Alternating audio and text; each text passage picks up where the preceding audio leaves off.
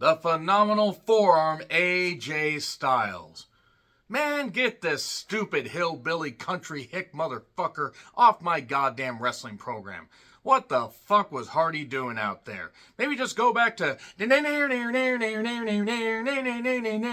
I guess if you're a country singer, you don't have to have them smart book learning skills, do you? Anyway, I'm John Rentham with my review of WWE Smackdown, the go-home show before WWE Bad Blood that I will be reviewing. Why did I decide to review this? Dumpster match, ladder match, and maybe I would see something that I liked. Did I like something? You'll find out. So they were in the Bridgestone Arena, Nashville, Tennessee, 20,000 seat capacity, around 10,000 people, and they shot it well, and the crowd was pretty goddamn alive. And I'll say this, there were some crazy bumps taken tonight. I'll tell you how I felt about the particular matches in just a bit, but... So yeah, the phenomenal forearm AJ Styles. You fucking idiot. Who the fuck is Hardy and why the fuck is he on the goddamn wrestling program? Anyway, get Jelly Roll back. At least he seemed to know what the fuck was going on. Whoever Jelly Roll is. So, anyway, AJ Styles is back, and you got AJ Styles, welcome back, and he was like on, I think, a Pro Wrestling Noah show. He might have been on some house shows, but he's been taking it easy, and that's great. You know what? Honestly, at this point, AJ Styles is in his later 40s. He's been wrestling phenomenally, ironically, for a number of years, a couple decades, as it were. And he's on the tail end of his career. We're going to talk about that here in just a second. So, he basically says that, this is the house that AJ Styles built. This is where, it all began.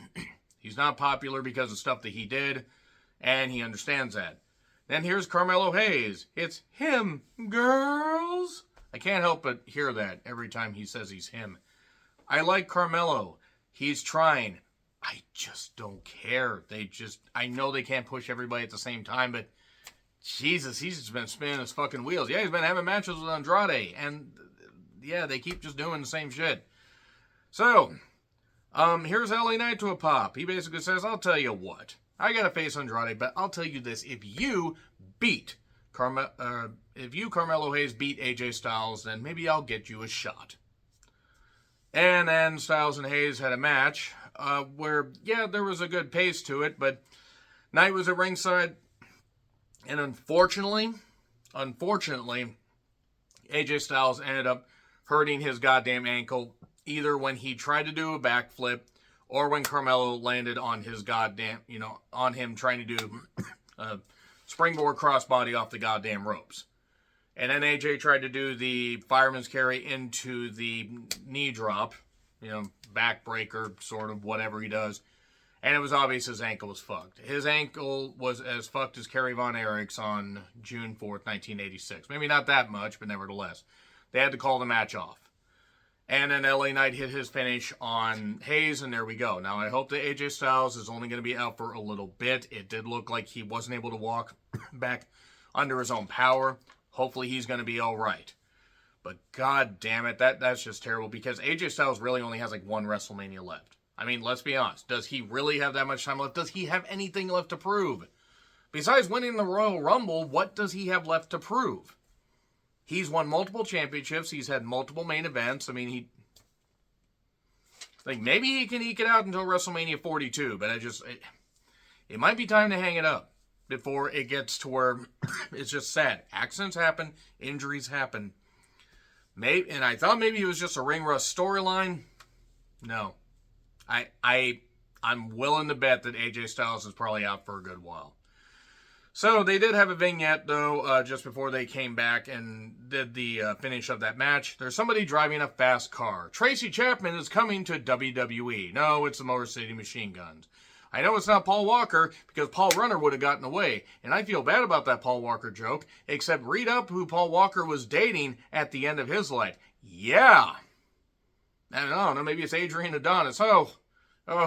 Let's poke him with a stick. Why do we do this? Why? To what end? At least they didn't hit a wall like Dale Earnhardt Sr. I'm done. So, nevertheless, they brought out the Trump family. Oh, that's a dumpster. Same thing. Same goddamn thing. But they brought out a dumpster, and there you go. So, Mia Yim and Chelsea Green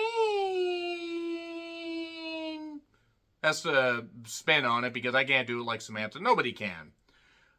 They actually put Chelsea Green in her entrance. So, okay, I don't really know if that was an appropriate dumpster match outfit that Chelsea was wearing, but whatever. Okay.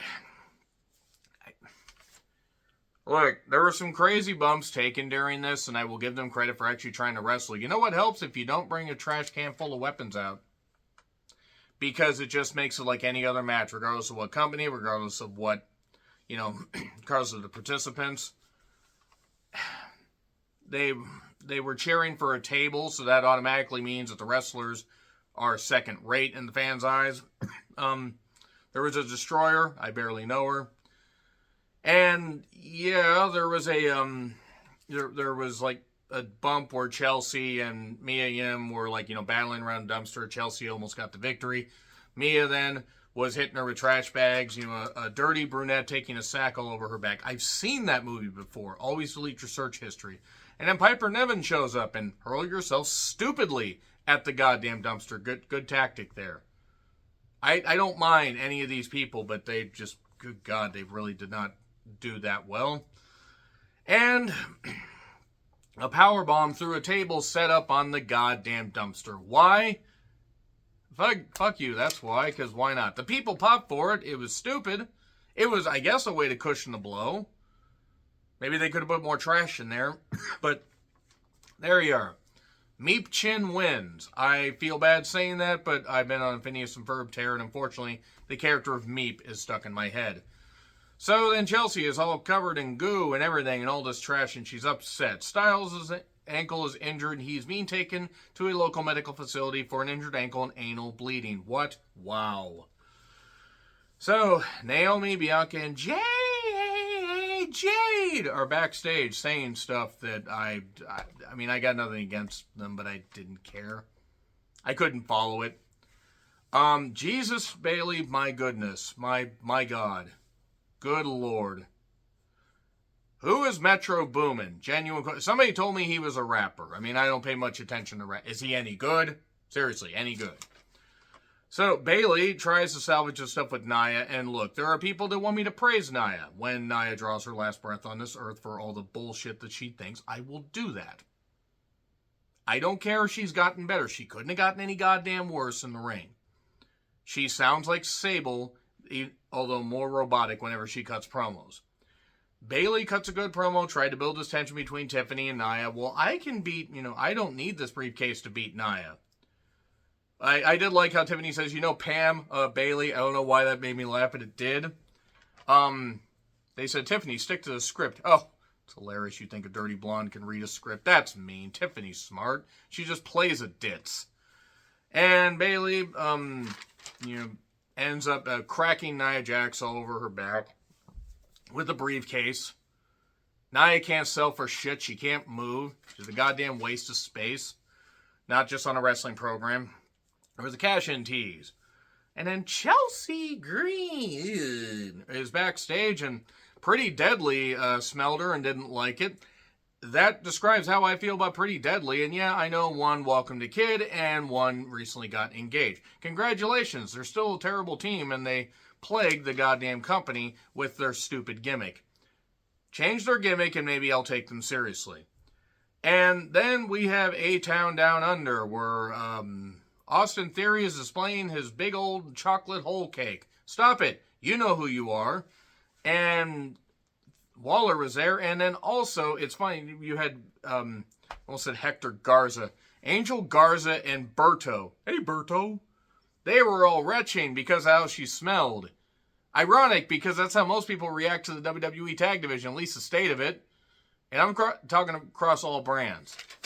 I mean, let's take even NXT has a gutted tag division because they had jokes.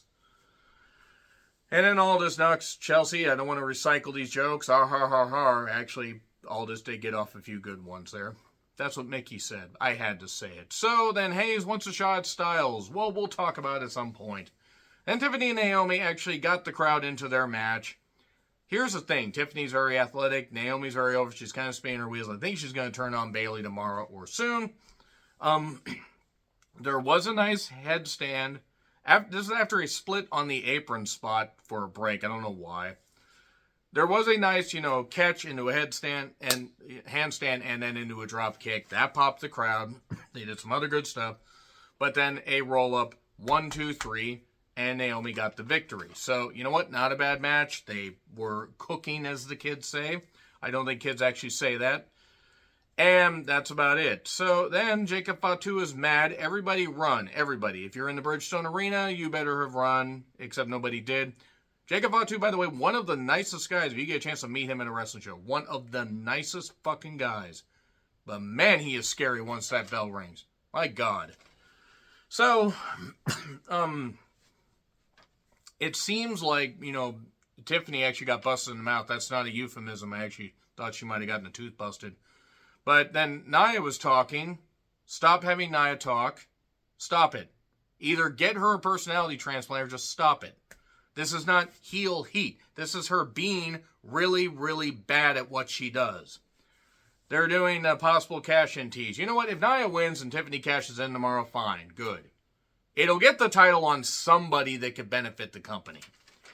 Bad Blood rundown. The Tongans, by the way, at this point have been in the ring for nearly 10 minutes.